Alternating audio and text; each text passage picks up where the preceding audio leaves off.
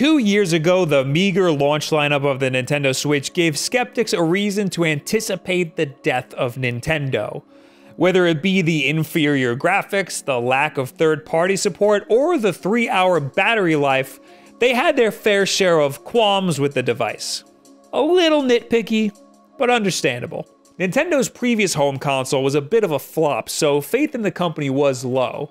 Now, 2 whole years after launch, the problems that critics had with the Nintendo Switch are never mentioned. Most have been cleared up, while others are just not as big of a deal as they once thought. That's not to say that there aren't new problems, though. So, 2 whole years into the life of the Nintendo Switch, is it still worth getting? Is it worth having alongside of your Xbox Ones and your PS4s? Does it make a good addition to your travel bag? What if it's your only video game console? Just how well does it fit into your console ecosystem today? Are there any other questions that I can fit into this opening monologue?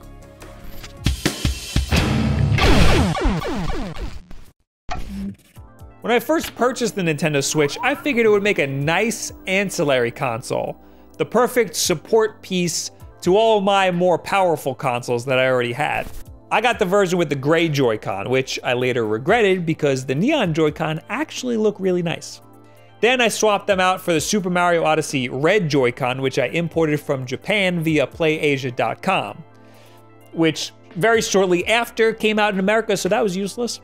I also replaced the gray shells of my original Joy-Con with these nice gold shells to get that Famicom look. I do not recommend this to anyone who isn't willing to break their Joy-Con. I broke both of them and had to get new ones. Also, I wasn't feeling the backplate. I swapped it back and forth between a bunch of different ones a few times. Now, my kickstand is really weak, probably from swapping the backplate out so much. And there's this little crack here where the air vent is. I don't think this is any sort of user error.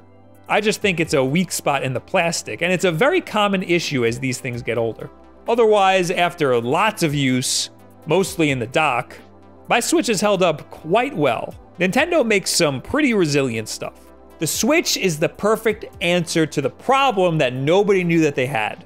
Imagine having to wait till you got home to play the latest games. How preposterous of an idea. That was the world that we lived in a little over 2 years ago. The Switch is very powerful for what is essentially an Android tablet, but comparatively, it's not breaking any new grounds graphically. This made it difficult for third-party publishers to want to support the device with their big-budget, cross-platform AAA games. The Wii U put a bad taste in publishers' mouths. Ew, why did I write that? So they didn't want to devote any more resources to another flop. Except A, the Switch Super isn't a flop, and B, it turns out the Switch isn't as hard to develop for as they once thought. Bethesda figured it out pretty easily. Their games are able to run on the Switch because their game engines are super scalable. They treat the Switch just like an underpowered PC. That's why Skyrim, Doom, and Wolfenstein were no problem at all for them. The success of the Switch also gave the studio Panic Button a lot of work as a port house. Their latest port was Warframe, which runs phenomenally, and even has graphical settings as if it's a PC game. Now, even publishers like Capcom and Ubisoft are starting to get the hint. Capcom released a cloud version of Resident Evil 7 in Japan, so all of the game's rendering is done via the cloud. And now they're releasing Resident Evil 0, 1, and 4 on the Switch. These are big deals. Hell, we even have Fortnite on the Switch now. That's all most people want, unfortunately, but hey, whatever, now you can buy it on the Switch too. Which leads me to my first big problem with the Switch, the internet functionality. Nintendo has never really been good with that sort of stuff.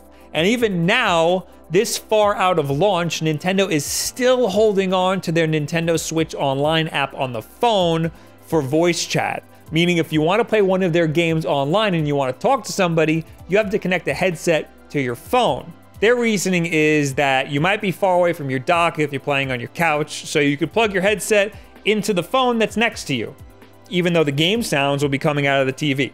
So that's stupid. Microsoft and Sony's solution to this is simple. Put a headphone jack in the controller.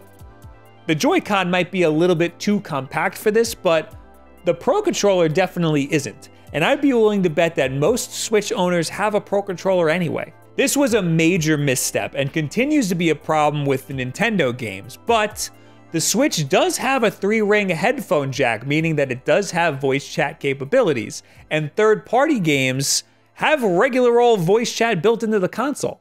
So I don't see what the problem is for Nintendo. Games like Fortnite and Warframe already have this functionality figured out. And the company that developed this voice chat functionality for Fortnite and Warframe released their development tools for any third party to use. These are the games you're going to want to voice chat for anyway. I don't see myself really wanting to trash talk in Mario Kart that badly. I will in Super Smash Bros. Though, but that's what Discord's for. Who sucks? I'm sorry. Hold on, let me take my headphone out. Who sucks here? The appeal of the Switch is the convenience of being able to take your game wherever you want. You can be in the middle of playing at home, and then you could just pick the game up off the dock and take it with you. Nothing beats that convenience. It's so great that I'm willing to take the dip in graphical fidelity. But honestly, I was never really a pixel whore anyway. Unless you count pixels so big that you can see. Oh, baby, yeah. I remember buying a PlayStation Vita for the indie games.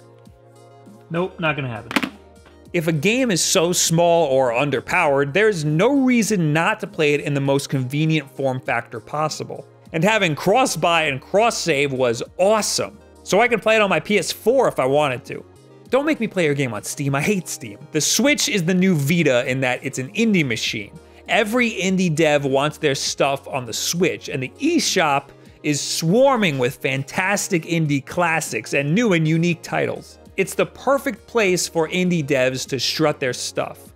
Of course, there's also a lot of crap on there, so maybe consult a guide. By now, I've accumulated so many games on my Switch. I'm all digital, so I had to switch from a 200GB micro SD card to a 400GB micro SD card. I like having all of my games with me at all times. It's convenient to not have to swap the cartridges out when you want to play something else. However, if you're on the fence about going all digital or all physical, I'd say stick to all physical. It's much easier to find deals on physical games, and if you're an archivist, you won't have to worry about the games magically disappearing from the eShop, or the eShop not being supported in like 10 years' time. I'm just gonna have to keep all my games on the micro SD card to keep them safe. I might have to keep buying bigger and bigger ones. They're releasing a 1TB one very soon, or I could just get multiples. That's no big deal. I was gonna do a what's on my Switch portion of this video, but as it turns out, I have an ass load of games. So I guess I'll just show my home screen on screen and I'll just touch on the notable ones. Pokemon Let's Go is a great trip back down memory lane. It fixes a lot of the problems that the original had and makes it a more palatable experience for new players. It's certainly one of the best games on the Switch, and although it might seem like a small game, it has many hours of entertainment value. It took me almost 40 hours to beat and I still haven't caught them all. The capturing mechanic that everybody's so worried about isn't too intrusive if you're lazy like me. And the Pokeball Plus actually makes the game more fun. It's awesome to be enveloped in this world all over again, with a much better art style and all new ways to interact with your Pokemon. I highly recommend this for basically everybody. Super Smash Bros. Ultimate is another great new AAA game. Again, it might not seem like a lot because it's just a fighting game, but somehow I spent almost 100 hours in it. If you're the super competitive type and enjoy playing online, you will definitely get your money's worth with this. It's also probably my favorite party game on the Switch if you want to play with a bunch of friends in the same room. It's a great game for both ends of the spectrum. The Spirits mode for a single player is just alright. Tetris 99 is an excellent, exclusive Tetris Battle Royale, as ridiculous as that sounds. But it's free if you have a Nintendo Switch Online account. You can't beat free Tetris, so there's no reason not to try it. Breath of the Wild and Super Mario Odyssey are still must-have Switch games 2 years on. Breath of the Wild held on to that Game of the Year title from March all the way till the end of the year, but Super Mario Odyssey might still be my favorite game on the Switch. I dumped 100 hours into it getting all of the moons. The game starts out pretty easy, but some of the later moons get real difficult. If you seek difficulty in this game, you will find it for sure. Of course, there's also some great indie games on here. Celeste is still amazing a year out.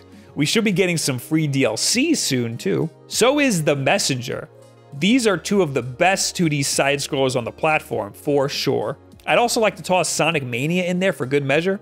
Although it's not an indie game, it sure feels like it. I'd also like to give a shout out to Bloodstained Curse of the Moon. It's a nice short little callback to 8-bit Castlevania. And also Azure Striker Gunvolt. If you've been feeling a hankering for a new Mega Man X or Mega Man Zero game, this will definitely quench your thirst. And don't forget about the laundry list of retro games on this console. If you have Nintendo Switch Online, it comes with over 30 classic NES titles, some with updated features. There's also a great collection of Sega Genesis games. The emulation in this is amazing. It's not easy to emulate Sega Genesis games this perfectly. There's also, of course, all of the Mega Man games, which feel right at home here. Remember when the Switch only had 8 games on it? Well, there's certainly no shortage of games on it now. I'd say there's probably a little much. Nintendo Switch Online launched just this past year with a lot of backlash from fans.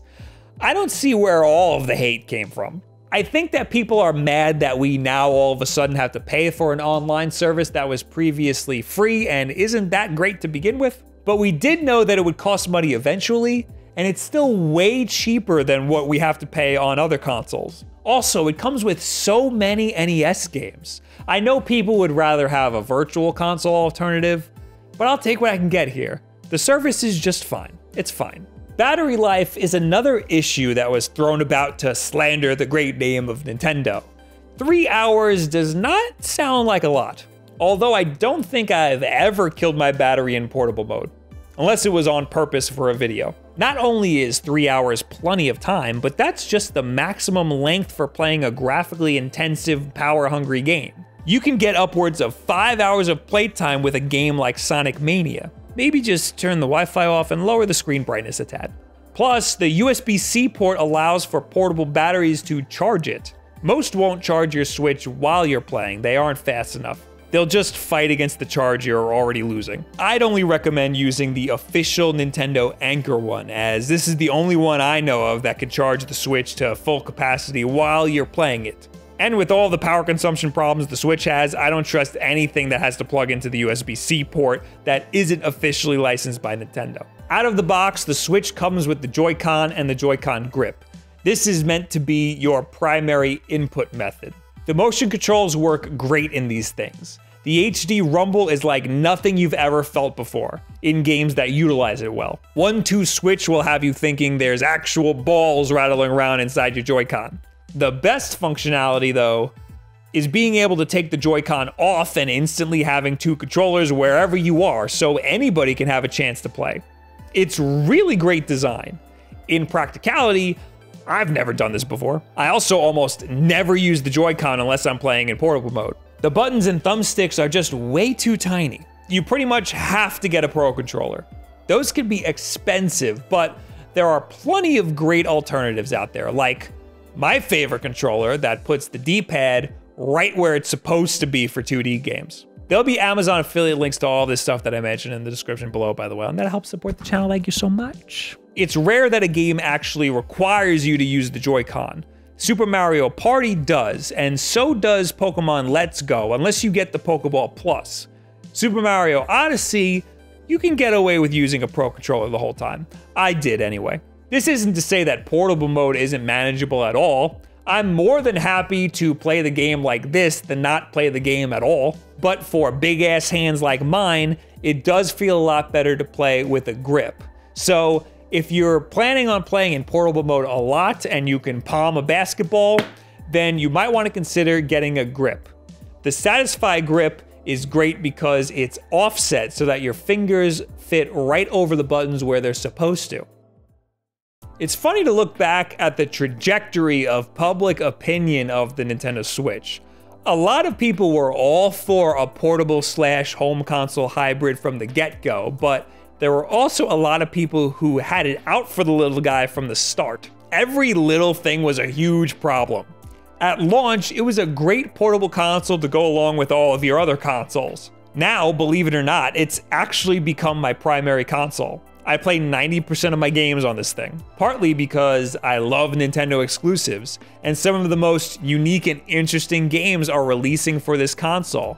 And also, it's the convenience of being able to take the game with me wherever I am. And there's still plenty of games to come. I'm most excited for Super Mario Maker 2 coming out in June. You probably already knew that. The first one might have flown under the radar because it came out for a dying console, so I have a feeling this one's gonna make a big splash. Also, we just recently got our first look at Pokemon Sword and Shield, which is the first actual mainline Pokemon game. This is what many people have been hoping for since the Switch came out. We're also getting the new Fire Emblem game that got announced at the first Switch reveal event, and finally got revealed just now. And we're also due for an Animal Crossing game that's been in development since before the Switch was even announced. So there are still great games to come, and that's all this year. We also know that we're getting some sort of Xbox Live support on the Switch. Nintendo and Microsoft have been playing very nice with each other recently. There's no word yet on what exactly this means. It could just be achievements for Microsoft published games, or it could be their Project xCloud game streaming service. That means that we'll have Microsoft exclusive games playable on the Nintendo Switch. That means whatever the hell Halo Infinite is might find its way to the Switch. So yes, 2 years on, it is still a great time to buy a Nintendo Switch. I'm about 80% sure that later this year, there will be a revision of the Nintendo Switch that is smaller and more portable, but I also think that it will be a separate version that is launched to be sold alongside the original Nintendo Switch. I don't think it'll end up replacing it. And even if it does end up replacing it, I don't think you'll be missing out on much. It's gonna be a small incremental difference.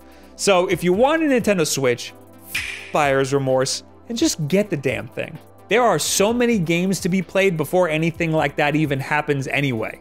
If any of you have a Nintendo Switch and you're not having fun with it, I would be sincerely shocked. It's still the console I'm having the most fun with, spending the most time with, and I'm looking forward to the future of all the great games to be had. So what do you guys think about the Nintendo Switch 2 whole years out? How has your time been with it? And what do you think about the people who want to get one right now? The late buyers, feel free to shame them if you so please. The weirdest thing I think is being scared of buying one if it's gonna be outdated soon. Like, if you want one and it's got some great games that you need to play, then just buy the damn thing. Like, yeah, when it launched, there were barely any games, but look at that huge library it's got now of great, over 90% on Metacritic games. Anyway, how has your experience been? And if you haven't gotten one yet, what are you looking forward to the most? Leave it in the comments below, at me on Twitter, and any and all this other social media garbage. We got new videos and live streams all the time here. Our schedule is usually in a pinned tweet over on our Twitter, at the Wulff Den, which is different than my personal Twitter.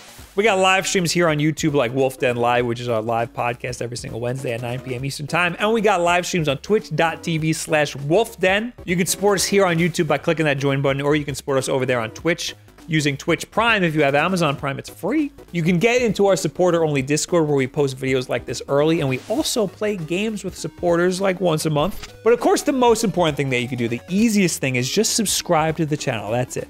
And share this video with a friend who is maybe on the fence about getting a Nintendo Switch, and maybe you can push them in the right direction. Thank you guys very much. You have yourself a very good week.